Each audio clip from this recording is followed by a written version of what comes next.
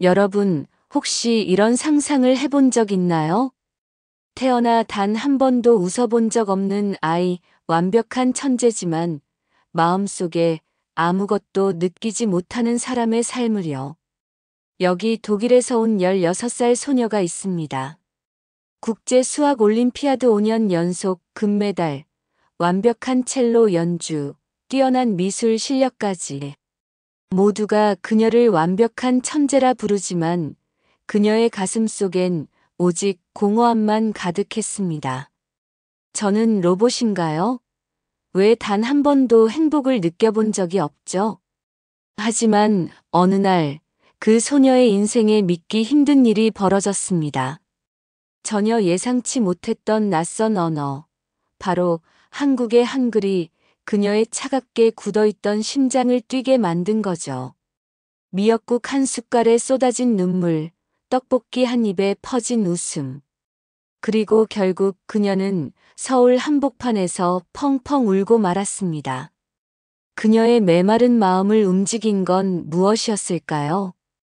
한글이 숨긴 놀라운 비밀, 그리고 독일 천재 소녀를 완벽한 인간으로 만들어준 기적 같은 이야기. 지금부터 여러분을 놀랍고도 감동적인 그녀의 여정으로 초대합니다. 한 번도 느껴본 적 없는 뜨거운 감정과 진한 카타르시스가 여러분을 기다리고 있습니다. 저는 엠마리아 보스입니다. 독일 베를린에서 자란 16살 사람들이 흔히 말하는 천재였습니다. 5살 때부터 수학 문제를 풀었고 10살 때 국제 수학 올림피아드에서 금메달을 딴 이후 5년 연속 우승했어요. 사람들은 저를 독일의 자랑, 신동, 천재 소녀라고 불렀죠. 첼로 연주도 했습니다. 미술 전람회에서도 여러 번 수상했고 독일 언론들은 늘 제 사진을 헤드라인에 올렸습니다. 하지만 그 모든 화려한 수식어들 속에서 저는 아무런 감정도 느끼지 못했어요. 수학 문제를 풀 때면 숫자가 춤을 추듯 머릿속에서 움직였고 첼로를 연주할 땐 음표들이 완벽한 배열을 이루며 흘렀죠. 그림을 그릴 때는 색과 선이 마치 정확한 공식처럼 펼쳐졌습니다. 그러나 그 무엇도 제 심장을 뛰게 하지 못했어요. 사람들이 저를 보고 말했습니다. 엠마리아, 너는 항상 완벽해. 하지만 그 말 뒤엔 늘 어색한 침묵이 따라왔습니다. 학교에서도 저는 항상 혼자였어요. 친구들은 제 곁에 오래 머물지 않았고 선생님들은 항상 저를 어려워했죠. 넌 로봇 같아. 그런 말을 수없이 들었지만 제게 그것은 아무 의미가 없었어요. 웃어야 할 때 왜 웃어야 하는지, 울어야 할 때 왜 울어야 하는지 이해하지 못했습니다. 어머니는 종종 제게 물으셨습니다. 엠마, 너 정말 행복하지 않니? 한 번이라도 행복을 느껴본 적 없어? 저는 고개를 저었습니다. 행복이라는 게 뭔지 모르겠어요. 16살 생일날 부모님은 커다란 케이크를 준비했습니다. 촛불을 끄면서 소원을 빌라고 하셨죠. 뭘 빌었니, 엠마? 아버지가 물었습니다. 저는 잠시 망설이다가 말했어요. 한 번이라도 좋으니 무언가 느껴보고 싶어요. 부모님의 표정이 굳었습니다. 그날 밤 방 너머로 부모님의 목소리가 들려왔어요. 엠마가 걱정이야. 모든 게 너무 완벽해서 오히려 무섭다고. 저는 조용히 침대에서 귀를 막았습니다. 베를린의 하늘은 늘 흐렸습니다. 그 흐린 하늘 아래서 저 역시 회색빛이었습니다. 내 마음에 색이란 게 존재할 수 있을까요? 감정을 느끼고 싶은 갈망만이 유일하게 제가 느끼는 무언가였습니다. 그렇게 감정 없이 살아가던 제 삶에 어느 날 작은 균열이 생겼습니다. 그리고 그 균열은 제 인생을 완전히 뒤흔들어 놓았습니다. 바로 옥스퍼드에서 열린 국제학생 세미나에서였어요. 옥스퍼드 대학 국제학생 세미나. 각국에서 온 학생들이 자신들의 언어와 문화에 대해 발표하는 자리였어요. 프랑스어의 우아함, 독일어의 논리성, 중국어의 상징성까지 모든 발표는 흥미로웠지만 제 마음에 특별한 울림은 없었죠. 마지막 순서였던 한 학생이 무대에 올랐습니다. 안녕하세요. 저는 한국에서 온 박지훈입니다. 그의 목소리는 차분하면서도 강렬했습니다. 오늘 저는 여러분께 한글에 대해 소개하고 싶습니다. 한글은 1446년 한국의 세종대왕이 직접 만든 문자입니다. 세상의 많은 문자들이 오랜 시간 동안 자연스럽게 발전한 것과 달리 한글은 사람의 마음과 삶을 위해 명확한 원리로 창제된 언어죠. 처음엔 그저 문자라는 단어가 제 마음에 와닿지 않았어요. 수학과 음악만이 세상을 설명하는 도구라고 믿었으니까요. 하지만 그는 계속 말을 이어갔습니다. 한글의 자음은 사람의 발음기관을 본떠 만들었습니다. 기억은 혀가 목구멍을 막는 모습을, 미음은 입술의 모양을 형상화한 것이죠. 모음 역시 하늘과 땅, 그리고 사람의 모습을 담고 있습니다. 순간 제 머릿속에서 무언가가 흔들리는 기분이 들었습니다. 그는 단지 언어가 아니라 사람과 삶을 설명하고 있었어요. 여러분, 한글은 감정을 담는 그릇입니다. 기쁨과 슬픔, 사랑과 그리움 같은 감정들이 한글을 통해 생생하게 전달됩니다. 같은 감정을 다른 언어로 표현하면 그 느낌이 달라질 수 있죠. 한글은 그만큼 정교한 문자입니다. 그의 말에 저는 처음으로 손을 들었습니다. 강당한 모든 시선이 저에게 집중되었죠. 한글이 감정을 담는다는 말을 어떻게 믿을 수 있죠? 감정은 언어가 아니라 사람의 신경회로와 뇌에서 만들어지는 것이 아닌가요? 그는 미소를 지으며 제 눈을 똑바로 바라보았습니다. 감정은 과학적 증명만으로 다 설명할 수 없습니다. 언어는 사람의 마음을 형성하고 바꿀 수 있죠. 한글을 배우고 한국인의 정서를 경험해 보세요. 그럼 알게 될 겁니다. 논리적이지 않은 그의 답변은 오히려 제 마음을 더 흔들어 놓았습니다. 한글이라는 문자가 과연 제게 진짜 감정을 알려줄 수 있을까 하는 의문이 제 안에서 솟아났죠. 세미나가 끝난 뒤에도 제 머릿속엔 온통 그의 말뿐이었어요. 숙소로 돌아온 저는 그날 밤 인터넷에서 한글과 한국어에 대해 검색하기 시작했습니다. 세종대왕의 창제 원리, 한글이 과학적으로 인정받은 언어라는 사실, 그리고 한국인 특유의 감정 표현법까지 밤새 읽어내려갔습니다. 이전까지 세상 모든 것은 명확한 공식으로만 보였습니다. 하지만 한글이라는 이 낯선 문자는 제게 처음으로 공식이 아닌 사람의 마음을 보게 만들었어요. 그리고 저는 결심했습니다. 한국으로 가야겠다고. 직접 가서 한글을 배우고 그 언어를 쓰는 사람들의 마음을 직접 느껴봐야겠다고 말이죠. 그 순간 제 가슴이 난생 처음 아주 작게 뛰기 시작했습니다. 독일에서 한국까지 비행기로 10시간이 넘게 걸렸습니다. 그 시간 동안 저는 끊임없이 생각했어요. 과연 언어가 내 마음을 바꿀 수 있을까? 논리적으로는 불가능하다고 여겼지만 처음 느껴보는 기대감에 자꾸만 가슴이 두근거렸죠. 드디어 비행기 창 밖으로 서울이 보이기 시작했습니다. 낯선 한글 간판들, 복잡하게 얽힌 도로와 끝없이 펼쳐진 아파트 단지. 모든 게 낯설었지만 어쩐지 편안하게 느껴졌어요. 마치 아주 오래전에 잃어버렸던 무언가를 다시 찾으러 온 느낌이었습니다. 인천공항에 도착해 지하철을 타고 서울 시내로 향했습니다. 지하철 안의 사람들은 모두 바빴지만 그들의 얼굴에 다양한 표정들이 선명하게 드러나 있었어요. 누군가는 지쳐 보였고 누군가는 설레는 듯 했습니다. 그런 사람들을 바라보며 생각했습니다. 나도 저렇게 감정을 드러낼 수 있는 날이 올까? 예약한 홍대 근처의 작은 하숙집에 도착했을 때 친절한 얼굴의 아주머니가 저를 맞이했습니다. 세상에, 독일에서 혼자 온다고 해서 얼마나 걱정했는지 몰라. 들어와, 배고프지? 그녀의 말투는 처음 듣는 한국어였지만 이상하게도 따뜻했습니다.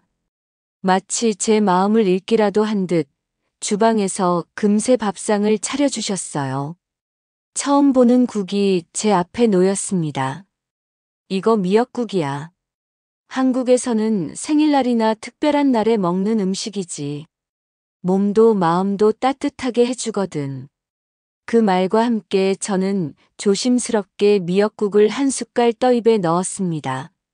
순간 예상치 못한 일이 벌어졌어요.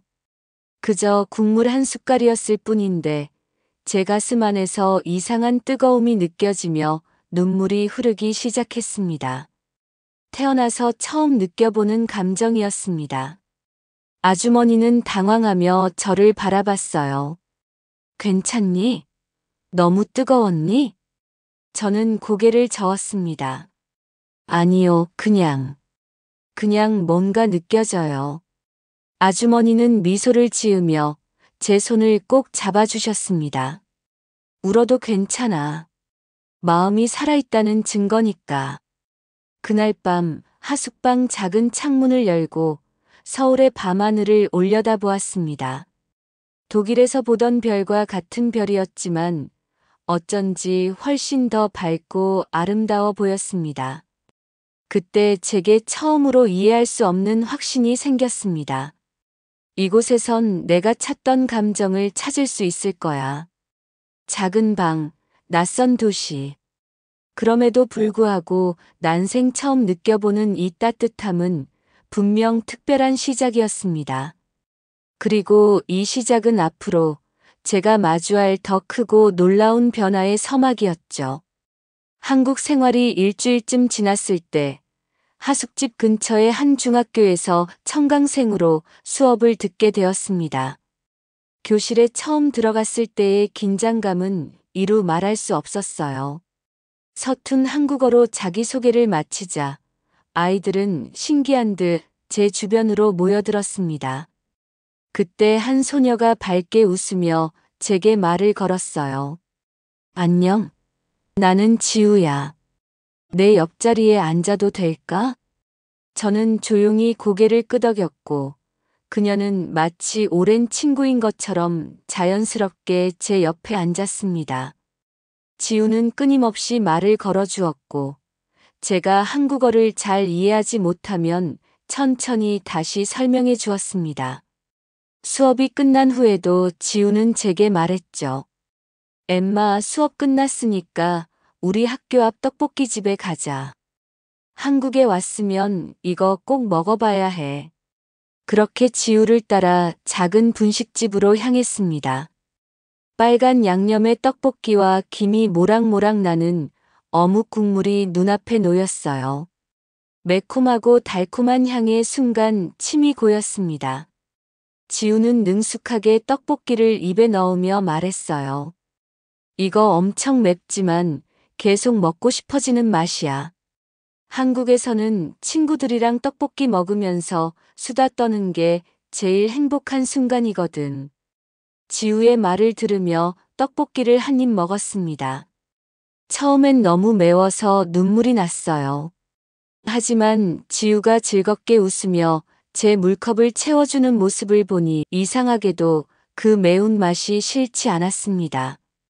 엠마, 울지 마. 처음엔 다 그래. 계속 먹다 보면 익숙해질 거야. 지우가 저를 보며 밝게 웃었습니다. 저도 모르게 따라 웃었어요. 처음으로 제 입에서 자연스러운 미소가 번졌습니다. 우와, 엠마. 너 지금 처음으로 진짜 웃었어. 지우의 흥분된 목소리에 저는 순간 당황했습니다. 내가 웃었다고? 응. 방금 내 표정이 정말 행복해 보였어. 기분이 어때? 지우의 말에 잠시 고민했습니다. 잘 모르겠어. 근데 나쁘진 않아. 지우는 제 손을 꼭 잡으며 말했습니다. 엠마, 사람은 같이 웃고 울면서 친해지는 거야. 앞으로도 내가 많이 웃게 해줄게. 그 말이 제 마음속 깊이 스며들었습니다. 함께 웃고 울면서 친해진다. 한 번도 생각해보지 않은 말이었어요. 하지만 그 순간 지우와 함께한 떡볶이는 제게 더 이상 그냥 음식이 아니라 새로운 감정을 열어준 열쇠처럼 느껴졌습니다. 그날 밤 저는 일기장에 떡볶이라는 단어를 크게 적었습니다. 그리고 옆에 작은 글씨로 이렇게 덧붙였죠. 처음으로 웃었다. 진짜 웃음이었다. 지우와의 작은 만남이 제 마음속에 큰 파장을 일으켰습니다. 그리고 한국이라는 나라가 제게 어떤 변화를 가져올지 더욱 궁금해졌습니다. 마치 이곳에서 무언가 소중한 것을 발견할 수 있을 것만 같은 강렬한 예감이 들었어요. 한국에서의 시간이 지나면서 저는 더 적극적으로 한글을 배우기 시작했습니다. 학교가 끝난 뒤엔 작은 도서관에서 한글의 역사와 창제 원리에 관한 책을 펼쳐놓고 공부에 몰두했죠. 숫자나 공식만으로 가득했던 제 머릿속이 점점 새로운 언어로 채워졌습니다. 한글은 정말 신기한 문자였습니다. 글자 하나하나가 명확한 원리를 갖고 있었고, 과학적이면서도 예술적인 형태를 띠고 있었죠. 특히 자음과 모음이 결합해 만들어진 글자들이 마치 아름다운 음악의 악보처럼 느껴졌습니다. 어느 날 도서관에서 공부하고 있는데 지우가 찾아왔습니다. 엠마, 뭘 그렇게 열심히 보는 거야? 한글에 대한 책이야. 너무 신기해. 언어가 이렇게 과학적이라니. 지우는 밝게 웃으며 제 옆에 앉았습니다. 한글이 과학적인 것도 맞지만 감정을 담기에 정말 완벽한 문자야. 우리 엄마가 항상 그러시거든. 사람의 마음을 표현하기 위해 가장 적합한 언어가 한글이다. 라고. 지우의 말에 저는 잠시 생각했습니다. 감정을 표현하는데 가장 적합한 언어? 그때 도서관 사서 선생님이 저희 곁을 지나가다 미소를 지으며 말했습니다. 그래요, 엠마. 한글엔 다른 언어로 번역하기 어려운 감정들이 정말 많아요. 정, 그리움, 한 같은 단어들이 있지요. 집에 돌아와 저는 이 세 가지 단어를 공책에 적어 놓았습니다. 그리고 그 의미를 다시 곰곰이 생각했어요. 독일어나 영어로 정확히 번역하기 어려운 이 감정들이 저에겐 아직 낯설었습니다. 다음 날 저는 서울대학교 언어학 연구실을 방문했습니다. 인터넷을 통해 연락한 교수님께 제 고민과 연구 주제를 말씀드렸죠. 교수님은 친절히 저를 맞아주셨습니다. 엠마리아, 매우 흥미로운 주제를 갖고 왔네요. 한글과 감정의 연결성을 과학적으로 연구해 본다는 아이디어라니 참 놀랍습니다. 한번 시도해 봅시다. 저는 실험을 준비했습니다. 간단한 장치로 사람의 심장 박동과 뇌파 변화를 체크하면서 다양한 언어의 문장을 들려주는 방식이었죠.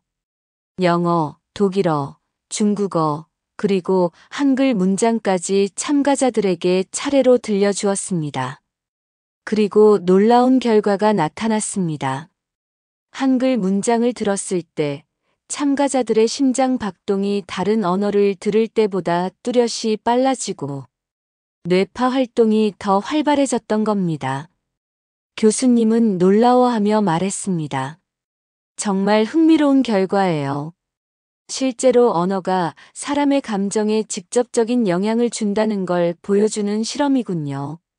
저는 가슴이 벅차올랐습니다. 처음으로 논리가 아닌 감정으로 이 결과를 이해할 수 있었어요. 한글이 정말 사람의 감정을 깨우는 특별한 언어라는 사실을 직접 확인했으니까요. 그날 밤 하숙집으로 돌아온 저는 공책에 큰 글씨로 이렇게 썼습니다. 한글은 심장을 뛰게 하는 언어다. 그리고 작은 글씨로 덧붙였습니다. 내 심장도 지금 뛰고 있다.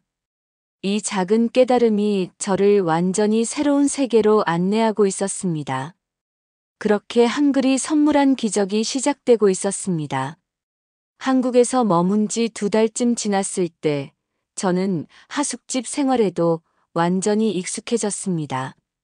아침이면 하숙집 아주머니께서 차려주신 국과 밥을 먹으며 하루를 시작했어요. 아주머니는 제가 한글 공부에 몰두하는 모습을 볼 때마다 흐뭇하게 웃으셨죠. 어느 날 아침 아주머니가 제게 물으셨습니다. 엠마야, 한국 생활이 좀 익숙해졌니? 네, 덕분에요. 사실 독일에 있을 땐 한 번도 이런 느낌을 받아본 적이 없어요. 아주머니는 부드럽게 미소 지으며 말씀하셨습니다. 그거야말로 우리 한국 사람들이 말하는 정이라는 거란다. 가족이든 이웃이든 처음 본 사람이든 서로의 마음을 나누고 챙기는 게 바로 정이야.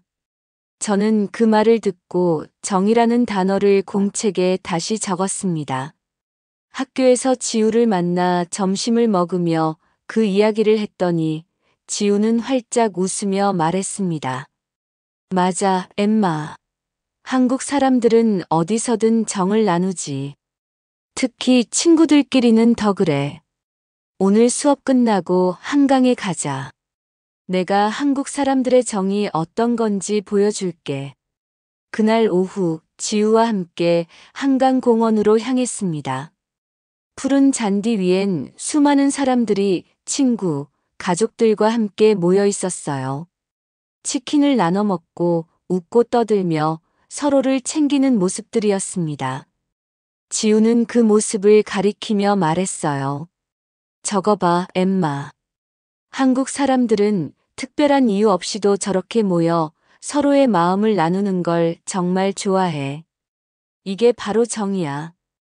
잔디밭 위에 앉아 강물을 바라보고 있는데 옆에서 놀던 어린아이가 넘어져 울기 시작했습니다. 아이의 엄마가 미처 달려오기도 전에 근처에 있던 사람들이 먼저 달려가 아이를 일으키고 달래주었어요. 그 광경을 바라보며 가슴이 따뜻해졌습니다. 제 가슴이 다시 뛰기 시작했어요.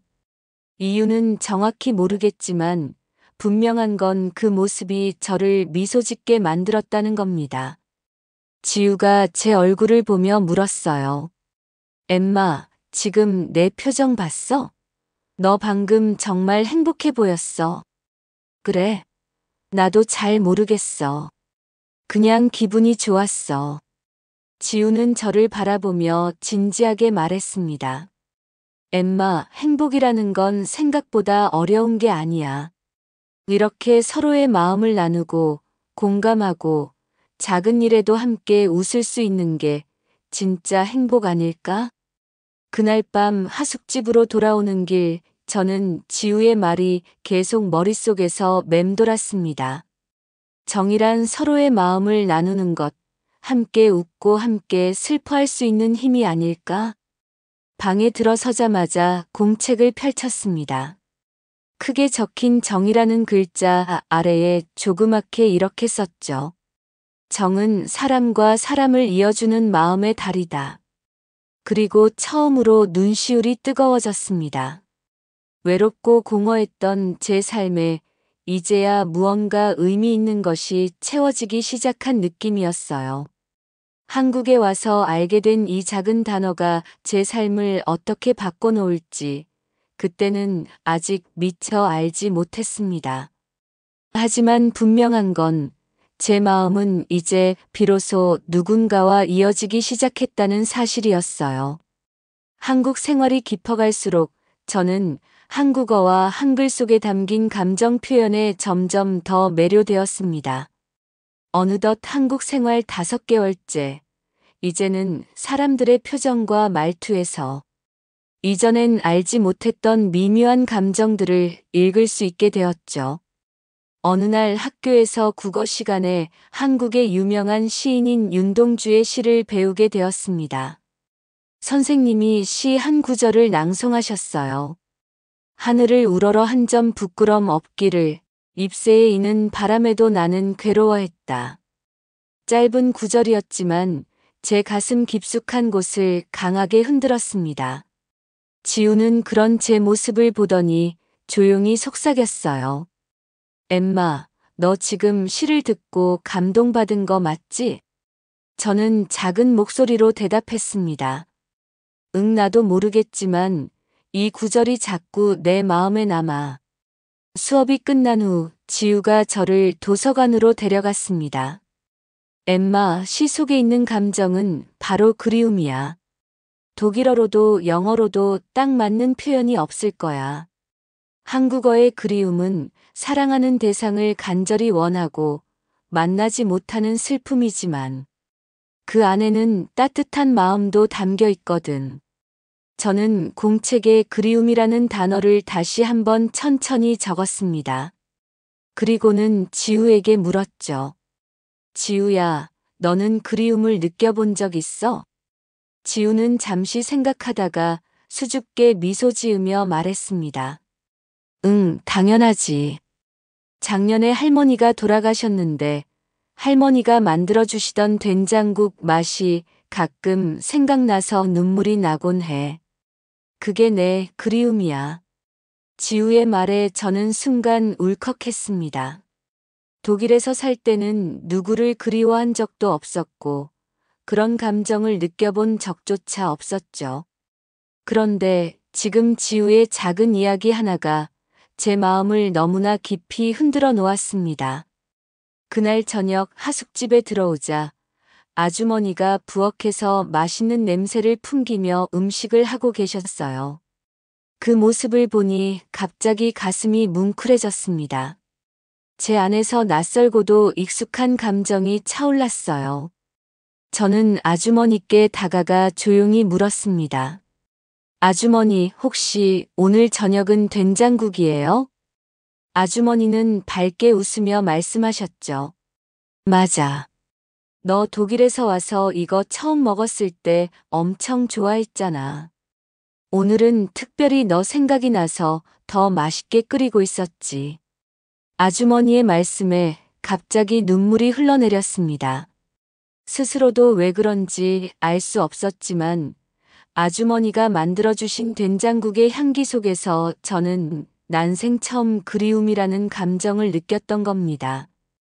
아주머니는 놀라서 제 어깨를 꼭 안아주셨어요. 엠마야, 왜 그래? 무슨 일이 있니?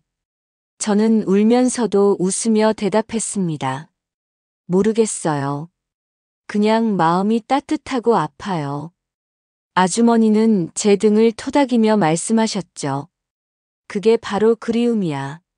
마음이 따뜻해지면서도 아픈 거. 살아있다는 가장 확실한 증거란다. 그날 밤 저는 공책에 이렇게 적었습니다. 그리움이란 마음을 채우는 따뜻한 아픔이다. 처음으로 가슴 깊이 느낀 이 감정은 이전의 공허함과 달리 오히려 제 마음을 가득 채워주었습니다. 그때 깨달았습니다. 이제 저는 한국이라는 나라에서 그리고 한글이라는 언어 속에서 진짜 살아있는 감정을 배우고 있다는 사실을요. 시간은 빠르게 흘러 어느덧 한국에서 지낸 지 7개월째가 되었습니다. 이제는 한국어로 생각하는 것이 자연스러워졌고 간단한 대화 정도는 전혀 불편하지 않았습니다. 하지만 여전히 배우고 싶은 말들이 많았습니다. 특히 한국어의 존댓말과 반말은 제게 신기하면서도 복잡한 언어적 특징이었죠. 어느 날 하숙집 아주머니가 저를 부르시며 작은 심부름을 부탁하셨습니다. 엠마야, 저 아래 가게에 가서 계란 한 판만 사다 줄 수 있겠니? 저는 흔쾌히 수락했고 계란 한 판을 들고 돌아와 아주머니께 건넸습니다. 아주머니 여기 있습니다. 아주머니는 환하게 웃으시며 말했죠. 고마워, 엠마야. 정말 고마워. 사랑한다. 그 순간 저는 깜짝 놀랐습니다. 사랑한다라는 말은 독일에서도 가족 사이에만 사용하는 특별한 단어였으니까요. 제 표정이 놀란 듯 보였는지 아주머니는 다정하게 웃으시며 다시 말씀하셨습니다. 엠마야, 놀랐니? 한국에서는 사랑한다는 말을 가족이나 친한 사이에서도 자주 한단다. 그냥 좋아하는 사람들에게 마음을 전하고 싶을 때 쓰는 아주 따뜻한 말이거든. 저는 방으로 돌아와 공책을 펼쳤습니다. 그리고 사랑합니다라는 단어를 천천히 적었습니다. 평소 아무렇지도 않게 지나쳤던 이 단어가 갑자기 제 마음속에서 특별한 울림으로 다가왔습니다. 다음 날 학교에서 지우를 만나자마자 그 이야기를 했어요. 지우는 고개를 끄덕이며 말했습니다. 맞아, 엠마. 한국 사람들은 말의 온도를 중요하게 생각하거든. 같은 말이라도 어떤 마음을 담느냐에 따라 온도가 달라져. 특히 사랑합니다라는 말은 제일 따뜻한 말인 것 같아. 그 말을 들으니 어제 아주머니께서 저에게 해주신 사랑한다라는 말이 떠올랐습니다. 순간 제 마음속이 따뜻하게 채워지는 느낌을 받았어요. 그날 밤 저는 독일에 계신 부모님께 전화를 걸었습니다. 통화가 끝나갈 때쯤 용기를 내어 한국어로 말했습니다. 엄마, 아빠 사랑합니다. 잠시의 침묵 후 전화기 너머로 엄마의 흐느낌이 들려왔습니다. 엠마, 내가 그런 말을 해준 건 처음이야. 정말 고마워. 우리도 널 정말 사랑해. 부모님의 목소리를 듣는 순간 제 눈가에 눈물이 흘렀습니다. 사랑합니다라는 이 짧은 한마디가 이렇게 강력한 힘을 갖고 있을 줄은 몰랐습니다. 그날 밤 일기장에 저는 이렇게 적었습니다. 말에도 온도가 있다. 사랑합니다라는 말은 가장 따뜻한 말이다. 그리고 다시 한번 생각했습니다. 제가 한국에 와서 배우고 싶었던 것은 단지 언어나 글자가 아니라 바로 이 마음의 온도였다는 것을요. 저는 한국어 덕분에 마침내 사람의 마음을 이해하고 느낄 수 있게 되었습니다. 그 따뜻한 한마디 사랑합니다가 제 마음을 진정으로 채워주고 있었습니다. 한국에서의 생활이 어느덧 10개월을 넘어서고 있었습니다. 시간이 지날수록 저는 스스로의 변화를 뚜렷하게 느낄 수 있었어요. 처음 한국에 왔을 때의 그 공허하고 차가웠던 내 모습은 이제 기억 속에서 점점 희미해지고 있었습니다. 어느 날 지우와 함께 서울의 한 미술관을 방문했습니다. 다양한 작품들을 감상하다가 한 작가가 그린 추상화 앞에서 멈춰 섰어요. 복잡하게 얽힌 선들과 강렬한 색채가 마치 제 마음을 표현한 듯 느껴졌습니다. 지우가 저에게 물었습니다. 엠마, 이 그림에서 어떤 감정이 느껴져? 잠시 생각한 뒤 저는 솔직하게 말했어요. 혼란스럽고 복잡해. 그런데 동시에 편안하기도 하고 설명하기 어렵지만 꼭 내 마음 같아. 지우는 미소를 지으며 말했습니다. 넌 진짜 많이 변했어, 엠마. 처음엔 감정이 없다고 했었는데 이제는 누구보다도 깊이 감정을 느끼잖아. 그 말에 저는 조금 당황했습니다. 내가 정말 그렇게 변한 걸까? 지우는 고개를 끄덕였습니다. 응, 엠마는 처음 왔을 때와 완전히 달라졌어. 지금은 진짜 살아있는 사람 같아. 내가 처음 만났던 독일에서 온 로봇 같은 아이는 이제 없어졌어.